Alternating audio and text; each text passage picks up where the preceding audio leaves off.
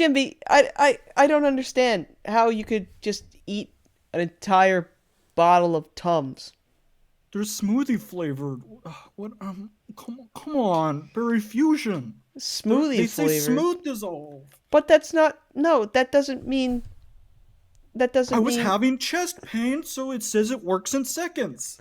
chest pain. I didn't think about the long term when it comes to minutes. I started recording the video, but I forgot to record the audio. That's fine. If we can capture whatever's there from that. I could rap again. Well, I'm recording audio now. If you want to get started with that. I With the also have to. rapping.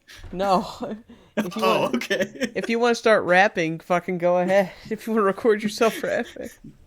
No, okay, no, we're good. I'll do that another time. I gotta pee now, Okay. and I won't. I'll entertain everybody while you're gone. Okay, Okay. I can still hear you. So now that John's gone, I'm going to talk about Warhammer 40K. So I have just started building a miniature set of my army, which is the Adeptus Mechanicus, which is a cult that is on Mars that worships machines.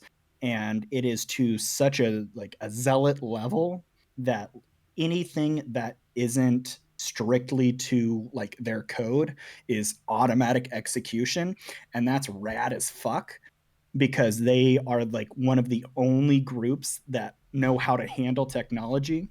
So when the Space Marines, which are the main thing that people like equate to Warhammer, almost all of their tech is like from the Mechanicus.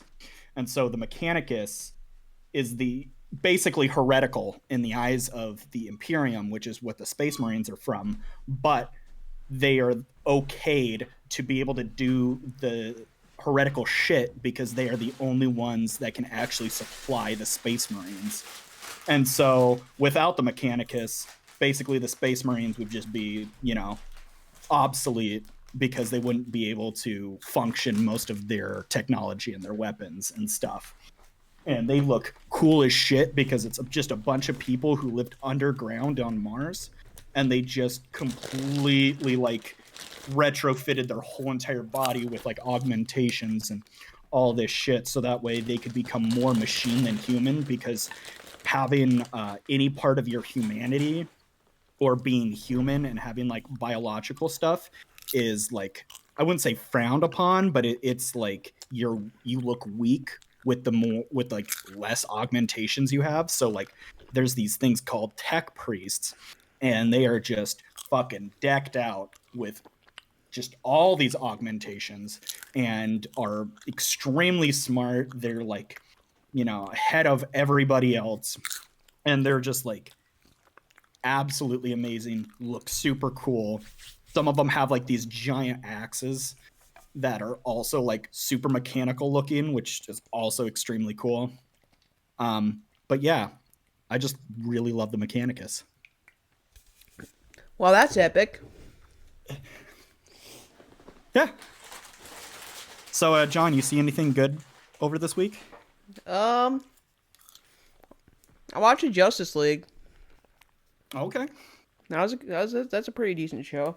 I And used you're to watch talking about like the Cartoon Network one, not the like what's not his the Cartoon face? Network The one, not Zack Snyder's Justice League. Oh, okay. That So that one's another bag of worms that will I I don't even want to watch the Snyder cut, to be honest. we'll debate on that later on. See if it might be a good fit. But that Justice League one, like the Cartoon Network one, was the first time I ever saw Green Lantern. So that Green Lantern is like my OG Green Lantern in my eyes, which I'm actually kind of excited about because like from like clips and stuff I've seen, just like recommended to me of like the Justice League. Uh, Dude's just badass, and I'm like, I prefer this over the other like Injustice versions and stuff. But yeah, Anything else? Any Um, other exciting viewings? I I saw Mommy kissing Santa Claus. Does Daddy know about it? Daddy's into it.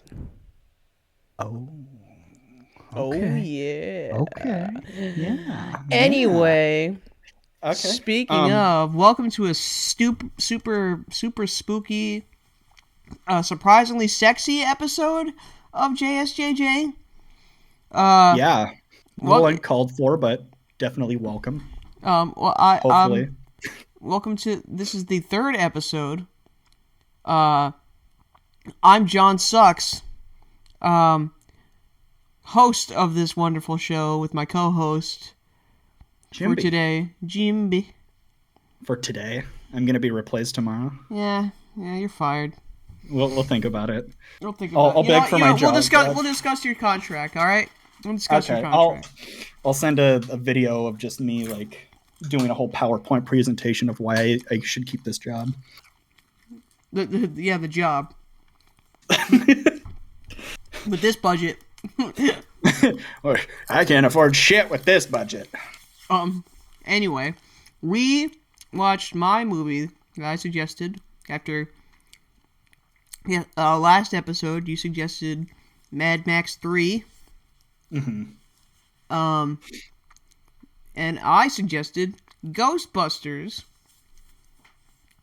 and Ghostbusters Afterlife. We didn't get to watch Ghostbusters Afterlife.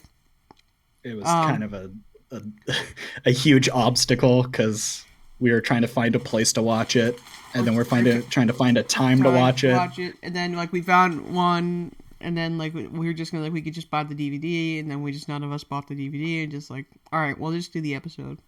Yeah, it was just much easier doing it this way. We might go back to it. I don't know if we feel like it. So instead, we're gonna talk about Smiling Friends.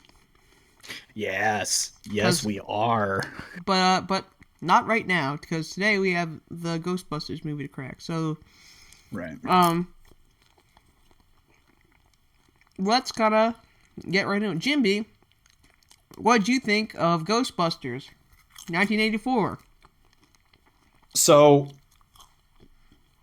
having Ghostbusters as a movie I have just never seen, like from start to finish, and only be a movie that is like, put on TV, or like, Dad would be just flipping through the channels and he's like, oh, Ghostbusters, we could watch this while this other show's on commercial, right? And it's just like, it's only been bits and pieces, and then also just been quoted out the ass and like, parodied and all this stuff. So it's like, I kind of felt like going into it, I'm like, oh, I already know like a chunk of Ghostbusters, kind of like how I was with like Predator, but it's the same thing where it's like, oh, I was not expecting any of this.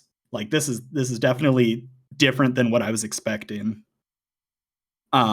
I genuinely enjoyed it. I enjoyed it a lot, and I was expecting to kind of be let down from the amount of hype, but I definitely wasn't, and I'm extremely happy about that.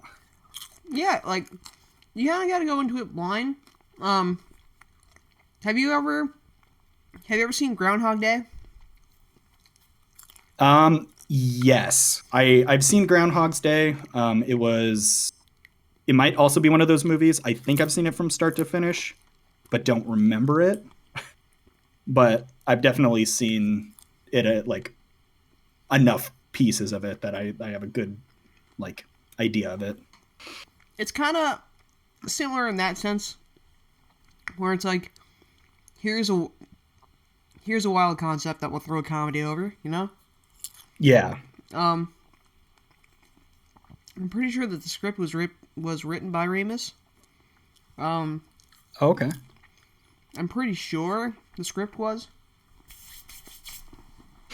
When watching this, I did like, it definitely has that like 80s feel where like when you see this movie, you're like, oh, this is like pinnacle like 80s. This is Like very 80s. It's 1984, so it's yeah. prime 80s. Right. So like understanding like it's from the 80s and having that like in your head, like I was thinking of like a bunch of other things, and like one of my favorite movies is The Goonies, and kind of how Oh like yeah. a lot of movies in the 80s had just this great feeling of just like adventure, or like something's going on, and then There's kind they're of a getting sense of to warmth to like everything, you know? yeah, and it just feels good watching it, and you're Yeah, just like like this is fun, like this is just like really see, fun. seeing them pull out like Twinkies and stuff like that, and like just like talk about like all A this lot of like the science humor in it. nonsense. Yeah, a lot of the humor, like there's the whole scene where Dan Aykroyd's like having a dream, and like No, no. he wakes up in a bed, and he's like, "Ooh, a ghost lady," and then she like kind of like gleans down to his pants, disappears, and his pants get unbuttoned. Oh That, man. God, that part was I was not expecting to actually see Okay, that. yeah, I knew it But wasn't directed. Okay, sorry, I didn't mean to interrupt. no, go for it. It was written by Dan Aykroyd and Harold Ramis, and uncredited was Rick Moranis, according to Okay. IMDb, and it was directed by Ivan Reitman. What other movies did he do? Yeah, a lot of good ones from what I know. Or let me see. I feel like that sounds familiar, but I can't really. Known for heavy metal, a producer for heavy metal. Oh, okay. What is he? What did he direct? Director? Is he like a big director for like a bunch of things, or is it just like he doesn't have too many on his plate? Ghostbusters. Ray Parker Jr. Ghostbusters music video. Okay. Um, Kindergarten Cop. Oh, okay. Um, I love I, me some Kindergarten Cop. I don't think I watched that all the way. Ooh. Okay. I'll put. Hang on. Let me Um, take notes. and My Super Ex Girlfriend. Oh. Yeah. All right. Totally. Oh, he did Meatballs. Okay. That's one that I'm like aware of, but He's again, so still he's had haven't seen. a few good ones. Yeah. Some noteworthy, some kind of more common place titles. He was But also a yeah, producer for Stop or My Mom Will Shoot. not sure I'm familiar with that one. Anyway, let's get back to Ghostbusters. All right. So I have a couple notes here that I kind of just want to run down the list of, and then we can just kind of go off of that. I feel might be a good way to go about this. All right, sounds good. I want to go from your perspective because basically, as the heart of this whole podcast, is I haven't seen a lot of really good movies, and whoever is my co-host has also not seen a lot of really good movies. So what we're gonna do is just kind of rack down the list and go along, and whatever new movies or whatever shit we watch, we'll just talk about that. And when we say good movies, I don't think we necessarily mean like in the eyes of everybody, And but by I the think way, more in the eyes yeah, of like the person suggesting it and why they may enjoy it. or movies that we haven't seen, essentially. It's there's a list of movies that like so there's like a huge thing of movies that I haven't seen that are just popular. Like it's like, why haven't you seen that movie? Yes, and I need to watch it, right? Mm-hmm. It's like, how could you not watch it? And so that's why I was just like, okay, that would make a great podcast. Where it's just like, how could you not have seen that? and I've seen a bunch of other movies, and like I'm pretty, adjacent with film stuff. Like I like, I have favorite directors and stuff like that. Yeah. Um, you just so happen to get a co-host that is on the same page. Another I've not seen a bunch of classic movies that yeah, are another really stupid good. barnacle head just like me. I told you to cool it on that. Sorry. Okay, that's okay. I forgive you. But so here's what. Okay. Yeah, I'll go down this list real quick. Well, actually, not real quick. I'll say each bullet point, and we can kind of talk about it. Which we already went down the first one I have, which is a great 80s feel. And I can definitely see why like this movie has been so popular and it just so beloved by everyone. I definitely feel like if I was shown this when I was younger, I would have been absolutely like obsessed with it. It's a very simple movie, Yeah. but And there's like it so much it has potential like to it. yeah. What I love is like a lot of these 80s movies, like I can really tell if they have like the 80s feel, if it's like, oh yeah, I could just rewatch this. Like I'd have no issue rewatching this.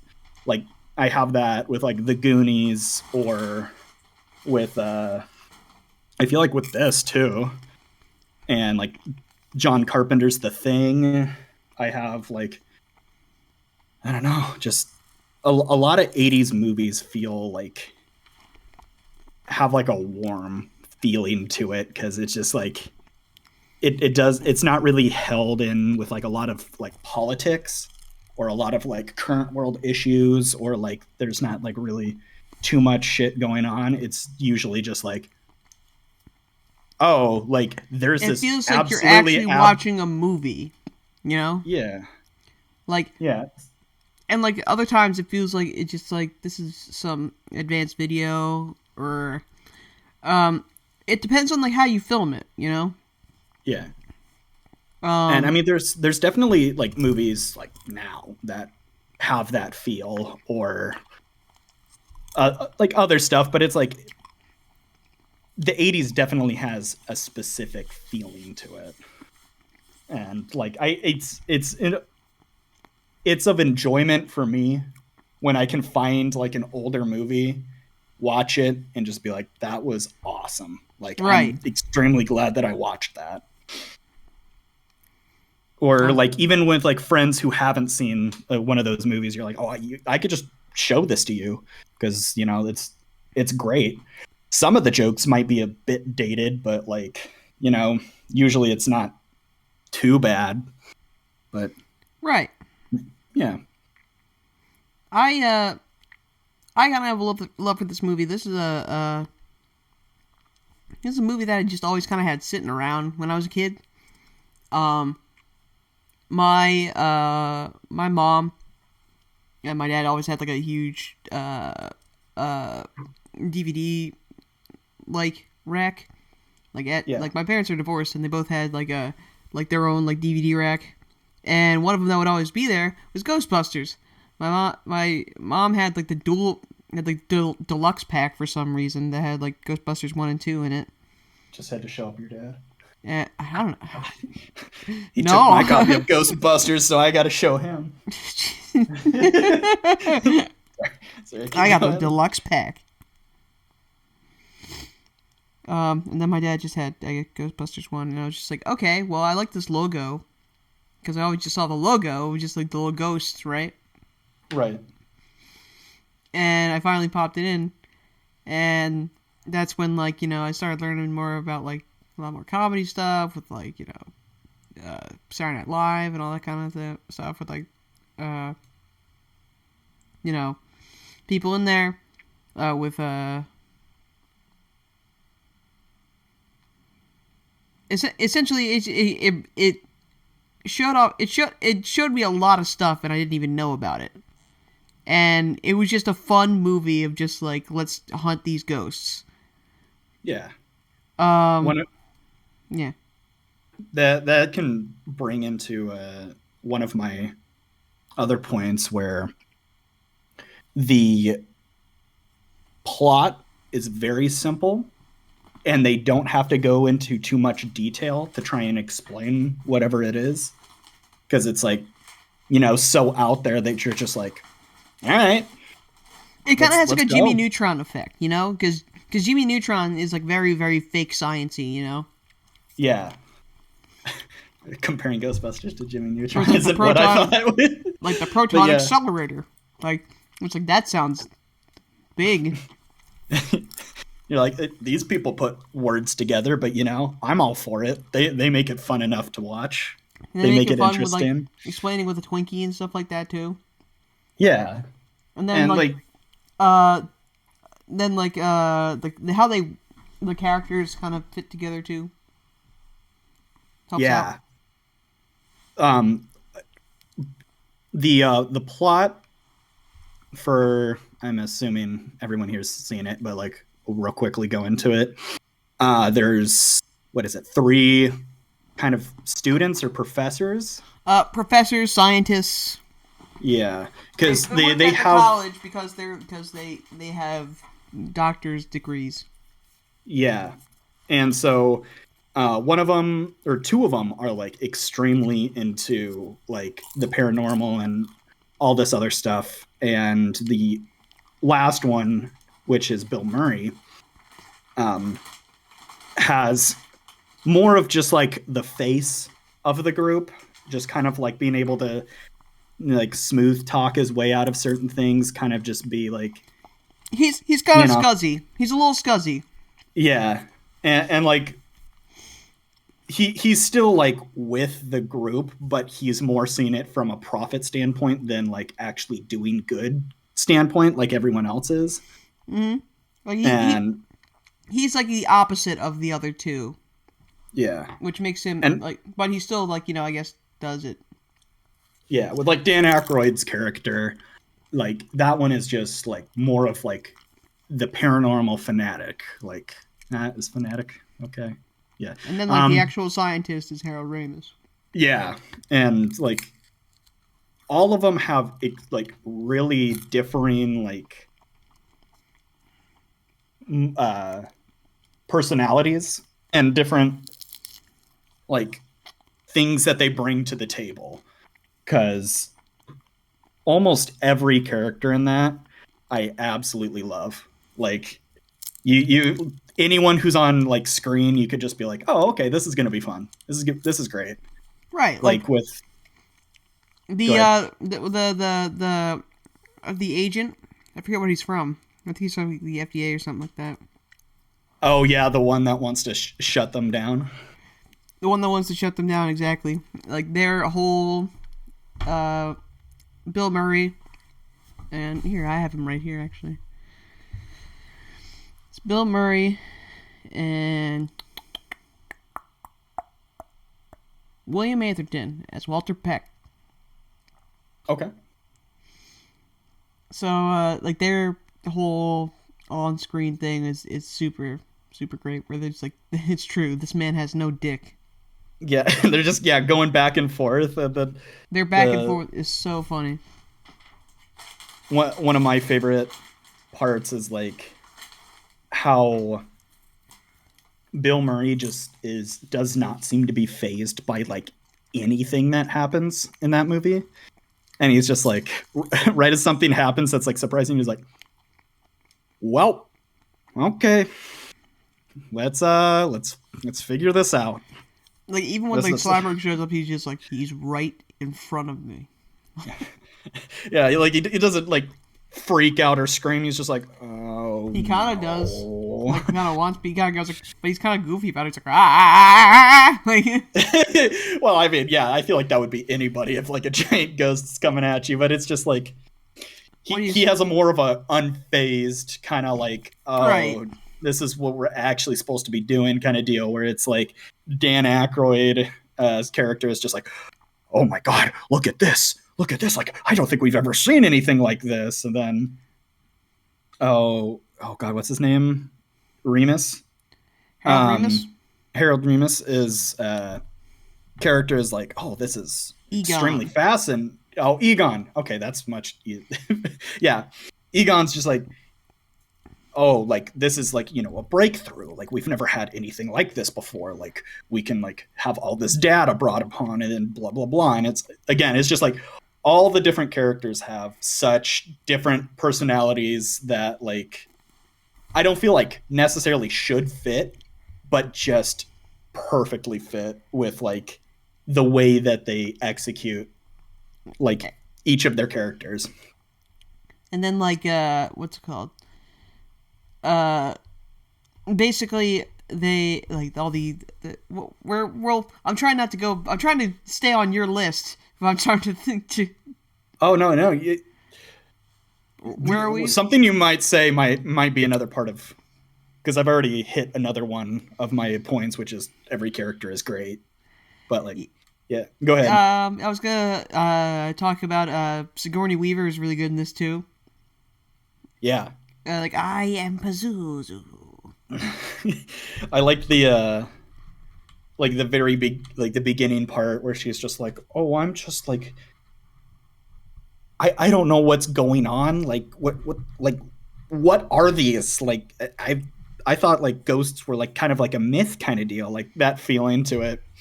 And then she ends up turning into, or like getting possessed by one of the ghosts, and Pazuzu. yeah, just having all of the interactions between them and the Ghostbusters. Same with Rick Moranis. Rick Moranis is so good in this. Holy shit! I Sigourney Weaver and Rick Moranis going like like talking to each other is so great, because like every time he leaves his apartment and he always gets locked out of it. Like there's like 3 different times where you see him do that. Just every door he walks out of seems to always like lock him out. And that small little detail had just like sent me laughing so hard. I am the gatekeeper. Are you the keymaster? Yeah. And then when they're like talking to him, like trying to figure out like if he's possessed or not when he's in the Ghostbusters headquarters, just like all the dumb shit that he's doing. Right, he's trying right. to figure things out. like, and it's like, what else? Oh, there was another great scene I was thinking of. There's the one where like he's getting chased by the ghost.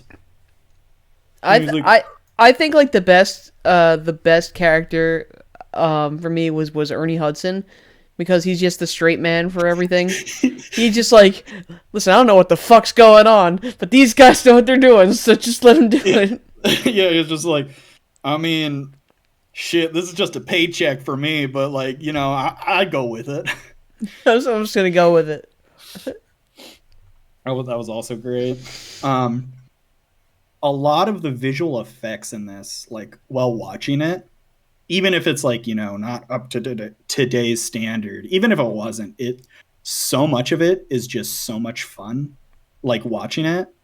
Like in the very beginning when like all the paranormal stuff is happening to that librarian, and you see like the drawers being like slowly pulled out and then like things flying out. Like all I could think about was like the people behind the scenes doing all of that, and like how much fun it probably was to just like make all of these like visual effects happen, because they're, it's not necessarily like all like done computer, like a lot of the stuff now it's like a lot of it was like practical, and just like how a lot of practical stuff in like 80s movies is just so much fun to watch. Like good, bad, it's just so much fun to watch, because they're like, we have to try and make this work because we don't quite understand like the technology of special effects yet. Right.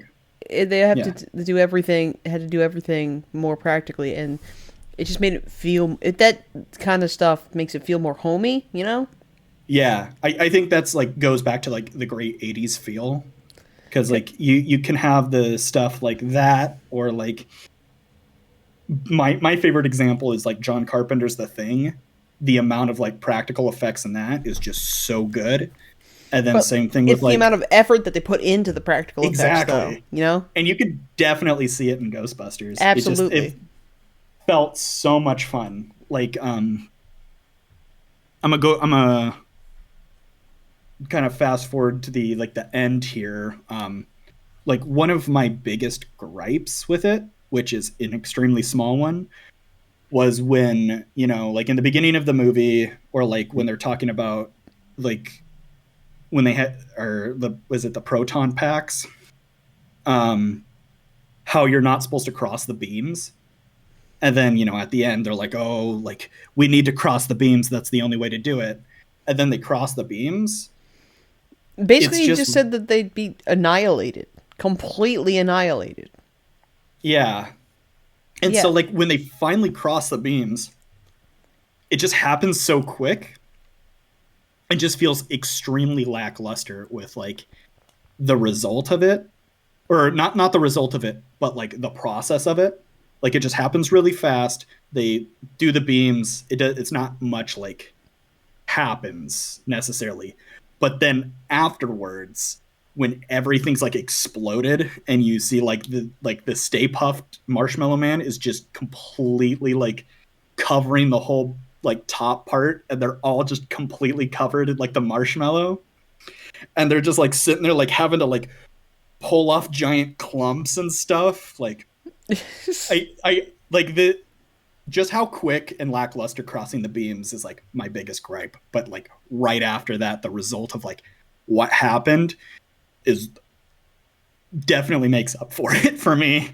Like it just is so much of it is just so much fun to like watch and then see, and then like even dumb visual gags where like, they're like spitting out like part of the jet puff and like clearing their eyes and stuff. It's just very like very homey, like the Stay fun. Puft Marshmallow Man. Yeah, it's just so good. Like it was just so good. I just hate the cut. It's like nobody think anything, and it's like I'm sorry, I couldn't help it. And it's like it's the Stay Puft Marshmallow Man. I'm just wondering like how many people, like if you were to show this to like millennials or Gen Z, how many people would actually know who the Stay Puft Marshmallow Man is? Is he like I don't think anyone would be able to really recognize him. Yeah. I barely recognize. I don't think there even is Stay Puft anymore. I don't think so either. I mean, there definitely could be, but it's Jet Puffed. I don't know. Yeah, Jet Puffed is the one I know. Maybe it's just a New York brand or something like that. Because it is based in New York City. I'm pretty sure they did film it in New York. Well, don't we look dumb? Apparently, Stay Puft is a huge conglomerate. No, they were. It's just for. It's fake. Okay, so it's just for fake. Ghostbusters. Yeah, it's just for. Okay, because I was like, oh god. So I'm thinking of the Michelin Man. That's yeah. That's who I'm thinking of. Well, they had so many real brands, so it just kind of gets folded in there. Like they did the Twinkie thing. They're like eating a box of Cheez-Its. Like they're having like they're drinking delicious ice cold Coca-Cola. Like yeah, I mean they fooled me. Stay Puft definitely feels like it could have been like a. I was just thing. like, man, I could really go for some Stay Puft marshmallows. Right? Oh wait, they're not real. Yeah, like I have Jet Puff. That's about it. Yeah, I like. There was one thing that I liked in the movie. Was the whole scene with them being. I think I already talked about it, but the whole scene with them in the, when they're arguing, just like. Should the Ghostbusters, get this ghost, or should Ghostbusters be arrested? When they're in, like, the mayor's office? Because, like, the one dude's just like, yeah, let these fucking ghosts out right now, because it's, letting out toxic waste. And the whole thing just shows every single one of their characters just, like, put to the extreme. and it's like, well, every character I guess besides, well, Sigourney Weaver wasn't I there, mean, she but wasn't. Yeah, she wasn't there. all I like the mean, main Ghostbusters cast being there, just like was Rick Moranis' character in that? no, he wasn't there. Okay, Every Ghostbuster was there, right. like Ernie Hudson Yeah, and stuff.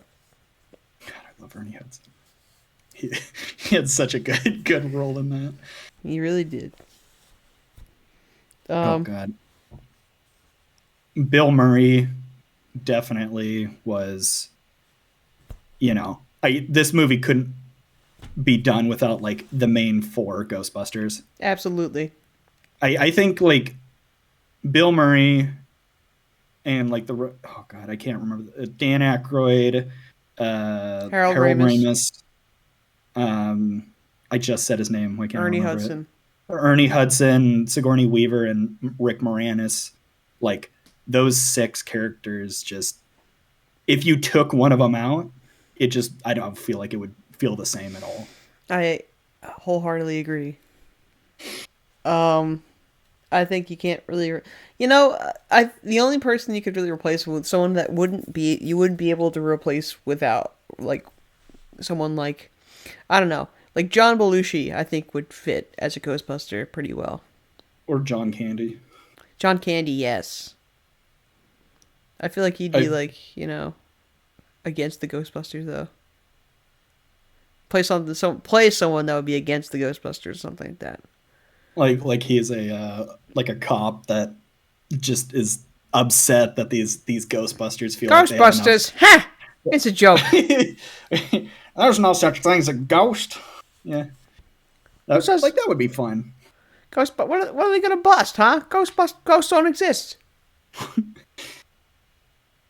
I feel like that would be kind of fun to have. That would be fun. But yeah. Where are we now on your list? Well, I mean, we're just jumping all over the place. So, like, what I have written down is great 80s feel, Rick Moranis, visual effects, Bill Murray. Every character is great. Very simple plot, and they don't have to go into too much detail. Crossing the beams, lackluster and quick, but the result was awesome. And probably my last one, which is I feel like this is totally a one-off movie. I agree with that. Now that's something I wanted to go into as well, because as I said in the beginning of this, we wanted to watch Ghostbusters Afterlife as well, because I've seen bits and pieces of it, and to kind of, I guess, dox myself a little bit. I work at a department store, so I see figures and all that kind of stuff like that come into the shop.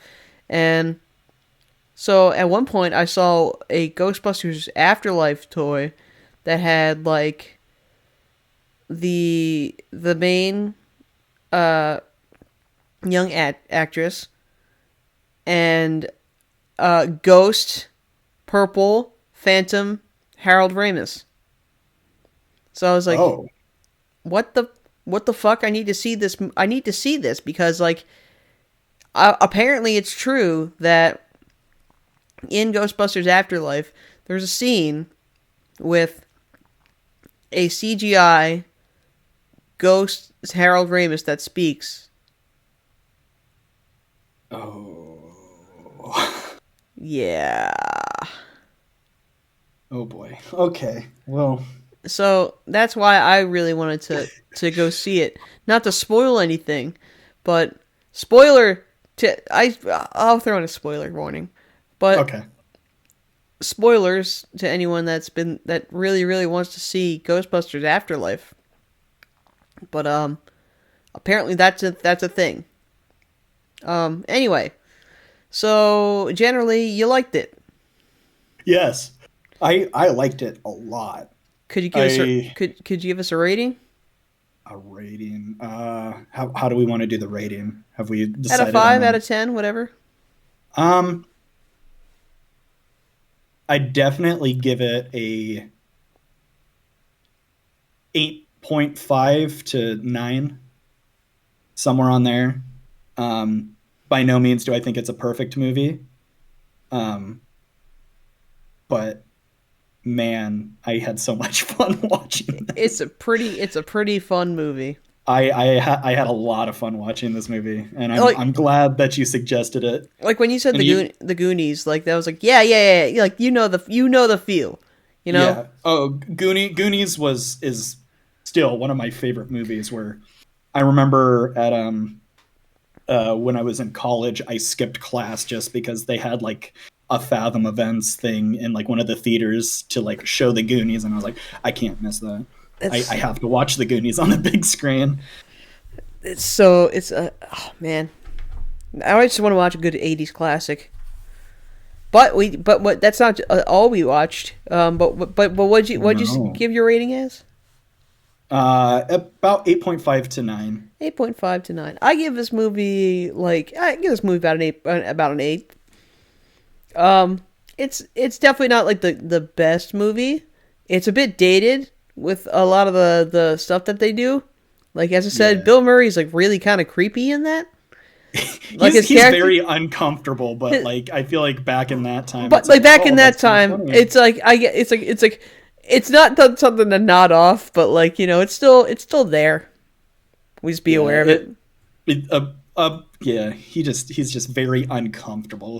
He's very But but still, it's more comedic than it is creepy. yeah, but I feel like that also plays into the character where you're just like, I don't necessarily like this guy, but like He's a little sleazy. the way he interacts with people is definitely like extremely funny. But yeah, but that's not the only thing we watched. No, We also watched a whole lot of Smiling Friends. Smiling Friends, hands down, is my favorite thing that Adult Swim has ever put out. I wholeheartedly agree with you because I think I've been waiting for this for a long time. Uh, I'm I mean it's pretty obvious a lot of times with a lot of the stuff that we make is that we're huge fans of Oni. Um, Just a lot of the like Newgrounds crew, like for me, like listening to Sleepy Cast was one of like yeah, Oni and Sleepy my Cast and all them. favorite things. Yeah, so like actually knowing who like Zach Hadel is before like Smiling Friends comes out and like Right. being, aware of like that whole community beforehand and then seeing this come out and seeing so many names that I recognize from like the internet and like online like YouTube videos and like Newgrounds stuff and just like Just that first feeling episode alone. yeah, even that where what's his name, Mike Costanza. Stoklasa. Sto- Costanza. Costanza. I don't know where that came from. That I got. Yeah, I can never pronounce his last name. But but I think I just absolutely lost my shit when I first listened to it, and then I just heard Mr. Plinkett. oh my god, like that. That killed me, and I was like, already just hearing like watching the first episode, like what, like a year ago, 2 years ago, I don't remember how. Something like that. And then the amount of times I just rewatched that first episode, the amount of times I just showed every single one of my friends that episode, And then and like even if it's like I know that's not their sense of humor, it's like I don't care, this is an excuse to watch this again. it is it like like there's not just the first episode, like every episode I think I've rewatched thousands and like so many times because it's so the comedy is just so good, like It's right up our alley. right up our alley. It has that, what were we saying? It's like that low random kind of humor, but done with like people who are experienced in it, who understand the difference between like doing it just because, I'm so funny, I'm so random, I'm that, to genuinely like, this is funny. It's like the right amount of like shock and like the right Yeah. amount of like like And Just genuinely good comedy. yeah, the writing, the effort that they put into the show is And not just just amazing. Zach, Michael Cusack, really just like Well, just the everybody, like everybody, the whole thing. Like Michael Cusack and uh Zach Zach Hadel. Zach Hadel just really just like have a great writing chemistry together. It feels, Yeah, like I've been listening to one of the podcasts where they were interviewing them about this, Create Unknown, and right? yeah, and then hearing just their like work ethic, their mindset, the way they approach things, the way they go about a lot of this, how they like look at each episode, how they look at each character, how they treat They all of have their a people. vision, like Yeah, and like they go into it some of the times they're like, oh, I don't know how I'm gonna necessarily end this episode or do this and stuff, but like they have so much dedication and so much like love for this like project that you can see it in like every single episode. Like none of the episodes feel like, oh, this is just filler or anything like that. right. And like There's it's loaded with plenty of jokes and different humor, and yeah, loaded with little jokes in the side and on the right and to the left, and like hidden in the background. and it's one of those things where it's like if you watch the show and you're not familiar with anything like internet or like anything of that sort, there's still like a bunch of things that I feel like would be still funny to watch even if you're like completely unaware of it. And then once like if you do know and you're like kind of like in that culture of like understanding a lot of internet memes and a lot of stuff, there's so many things that you're like, oh shit, it's that. Oh shit, it's that. Look at that. Oh, look at that. Look at that. Oh, I've never noticed that thing before. Like having like, what is it, Chills just have like a small Oh little my god, cameo Chills was showing up was so amazing. funny. Having like other voice actors that like James Rolfe showed up like for like one frame, like it was unbelievable. having what is it David Firth, the voice of Salad Fingers, be one of the The characters. shrimp. Yeah, be Shrimp. Um, Just so much like the Enchanted Forest episode was like my favorite episode. oh my god. Tomar's all over the place in it. Like yeah, god, man. The thing I love is when you watch it and you hear of like the voices you recognize, like you kind of get excited, but then even if it's like you don't recognize the voices, you're like, oh wow, this like the It voice acting in this is still pretty good. Like it's funny the way they deliver all these lines and whatnot. it's like being it's I guess it's like being institutionalized with somebody's life, but like it's because like you listen to Sleepycast and you're like, okay, yeah, I know these guys. Like those good Yeah, buddies, and it's just like, okay, now they're actually like, they're on TV. The now thing they're that they've on. been, you know, Yeah, only been doing internet animation and trying to work towards like a goal of eh, like this perfection where it's like it might not necessarily be the way they want to do it because of like they might not like the TV and film industry necessarily and like what they're going into, but like this is getting them out to a wide audience of people who have never experienced any of their stuff before and is an absolutely amazing like right. Now it's finally time to like have them take the stage and like exactly like the way they integrate like internet humor into like a TV show and it doesn't feel forced or it doesn't feel like some random producers all like, oh, give them this or like they should be doing this is popular, right? It's like none of that. It feels none of that. Like you're like, this feels genuine, this feels great, I'm enjoying watching this, and like at no point do I feel like that was kind of cringy or like That joke, it's like, I mean, It's, it you might not be your know, sense of humor, but like, I don't feel like any of it's just like, I don't like this. This is just kind of like cringy. Like, I don't know. they're Have, subtle with like exploding and stuff like that, you know. And by exploding, I mean like, you know, like saying something completely wild yeah, or a joke that's off color will, you know, be balanced out pretty well.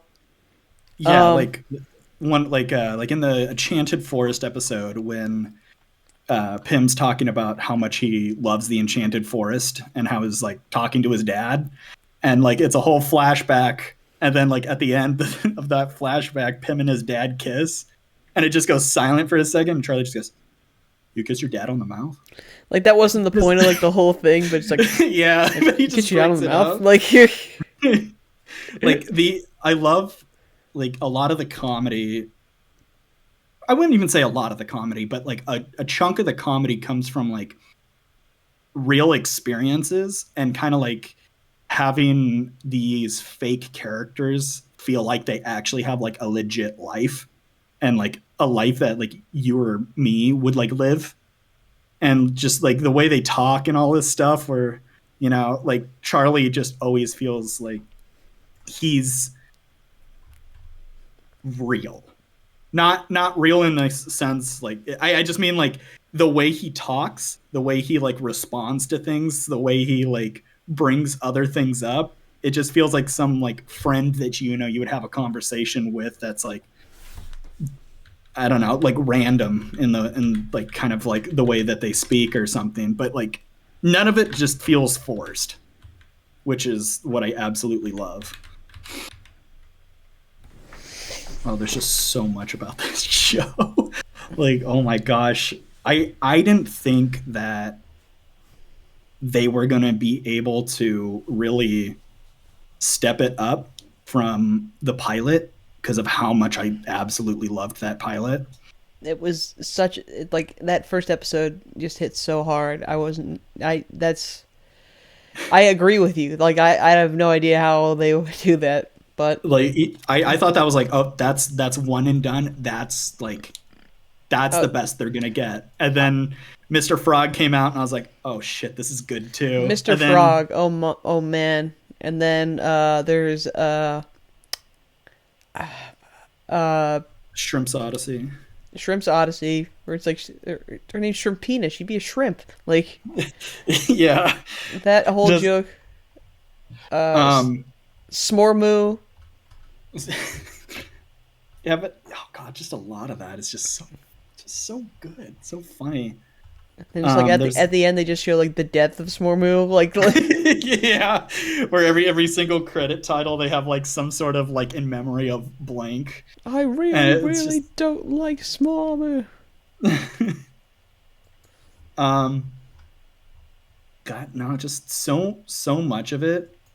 I oh god, I love so much because I feel like Smiling Friends is a good like indicator of like something that's not really like big budget, like a lower budget being like utilized to the extreme and having like kind of showing these like more popular like bigger things that it's like there's all of these people that you know might not necessarily have the like experience that like you're like you're wanting for like this big production, like oh they don't have enough experience, like Zach and Michael were just like no, we need to like if you show us that you know you can do something, that's fine. I don't care how much experience, how long you've been doing it,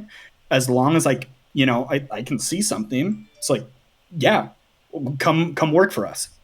Come work on this project that we do because we know that you have the talent to do this, and like we don't care.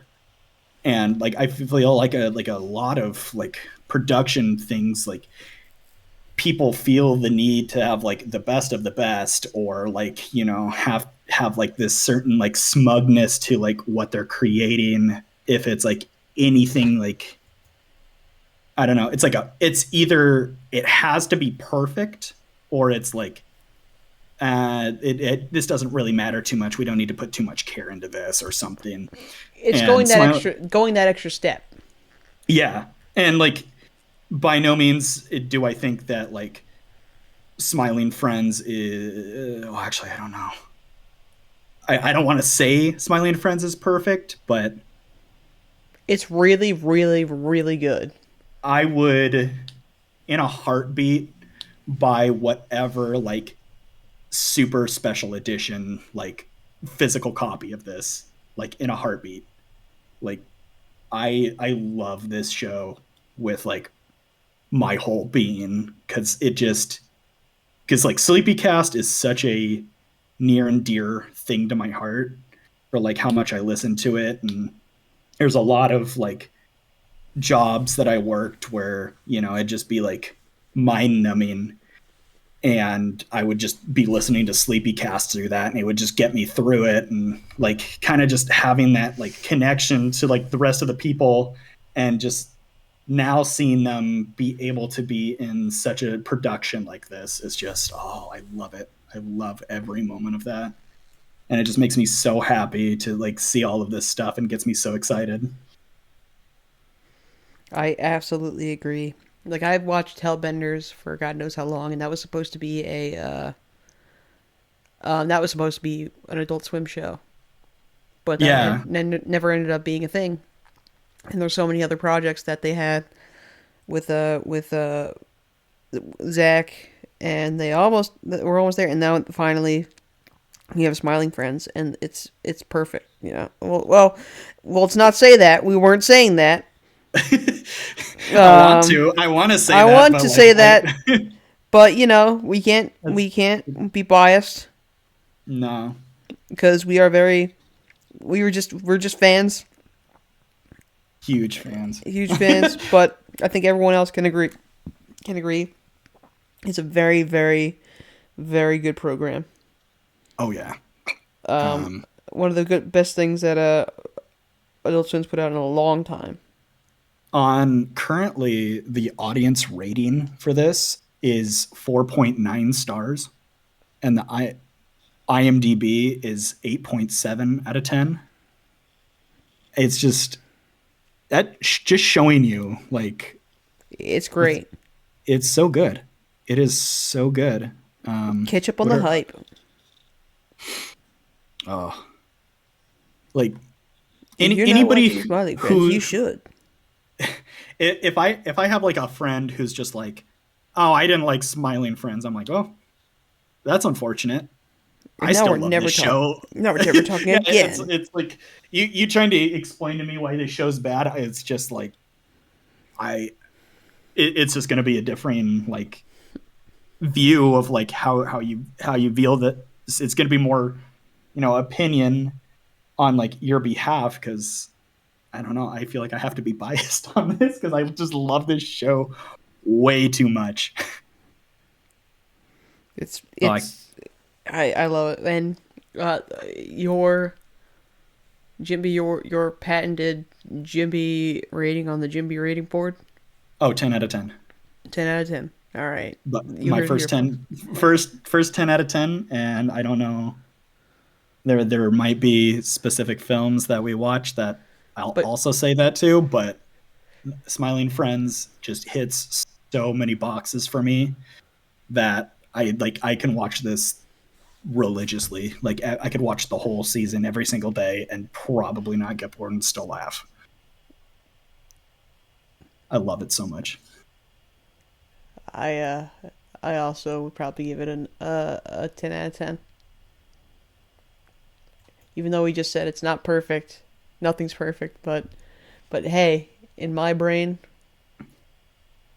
yeah, I because there's definitely flaws to it, but the amount of enjoyment and love and like care and just so much that's gone into this, I don't feel like I could give it anything lower. This just hits so hard for me. oh, this show is so much. Oh, oh, I love it. I could keep going into this for much longer. But I'm all winded out from from how much love I've been giving out to this series. Um, but yeah, that sure was a fun and blast of a time. yeah, that was a so. In conclusion, Ghostbusters 8.5 to 9 out of 10. Smiling Friends 10 out of 10. And now we come to the part of the podcast where we start to end it. But Jimby, you got to recommend a movie for me to watch. Oh, I know exactly what we're going to watch. So it's two movies. Mm-hmm. This one is going to be easier to actually get our hands on since they've been Okay. out for so long. And then if we want to, if you enjoy it enough, we can tack on the third one. But I mostly just want you to watch the first two. Okay, I think I Wait, know. I think I know what you're going to suggest, but go ahead. well, actually, technically there's four, but like anyway, we will be watching the Riddick series. Riddick. Yes, I was thinking about that. We're gonna be starting off with the first one, which is Pitch Black, and then depending on how you like that, we can do the small like 30-40 minute like animation that connects that movie and Chronicles of Riddick. If you don't really care too much, we could just the main two I want to watch is Pitch Black and Chronicles of Riddick. Well, we'll watch what the fuck you want to watch. I just don't want to put too much on our plates. But yeah, no, definitely Riddick. That is one of my favorite. That was one of the few where we watched Chronicles of Riddick first. We watched that on TV, and Brennan and I, my brother, liked it a lot. Where I think our dad found like a collection of it, and we finally watched it from like start to finish because we've been like bugging him about watching it. And he was like, "Man, Pitch Black was like one of the scariest movies I saw for a long time." Which it's not, but we'll get into that. But yeah, just Riddick is definitely something I think of like with my family because of like how into it my brother and I were when we were younger, and how it was like more of the, kind of violent adult like movie that we were able like actually allowed to watch. I'm so down to see this because like I've heard so much about the Riddick stuff. I heard a lot of the games were pretty good too. Yeah, Like they're like good, decent first person shooters. for the most part, I'd have to play through them again, but I feel like some of it was like definitely fun, and I think some of it connects with the rest of like the movie and the lore. So yeah, Oh yeah. but Well, I guess we'll have to watch it and see what the fuck happens. so we'll see you next time on JSJJ. Be safe, Um, everyone. Skip it about and data.